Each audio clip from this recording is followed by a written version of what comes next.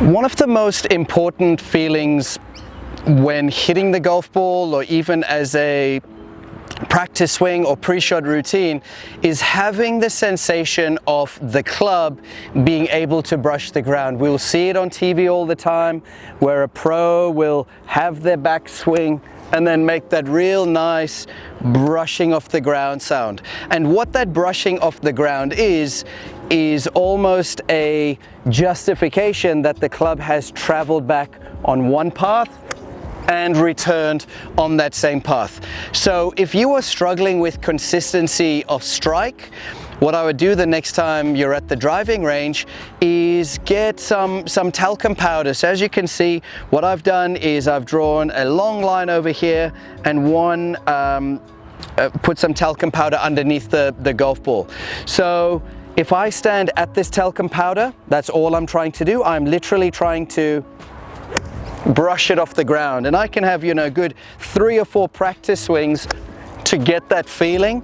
But this is me now, when I get to the golf ball, focusing on something other than the golf ball.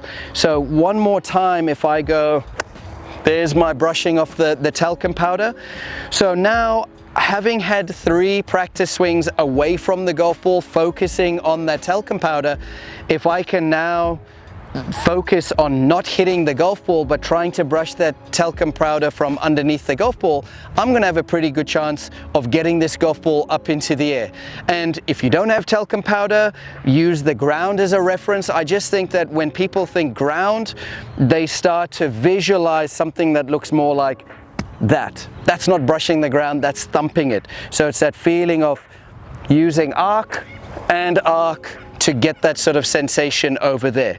So if you've got leaves, if you've got a little bit of debris, try and use those as your references. Even on the driving range, put that just underneath the golf ball, because if you look over here, this golf ball is sitting on that talcum powder, and if I take my setup, hit a normal shot over here, all I'm thinking of is talcum powder.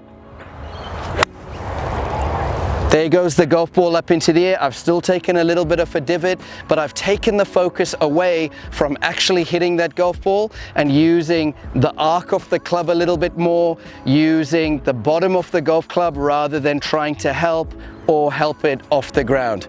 So try this the next time you're on the driving range. I'd love to get your feedback on how it went, so please be sure to leave a comment below.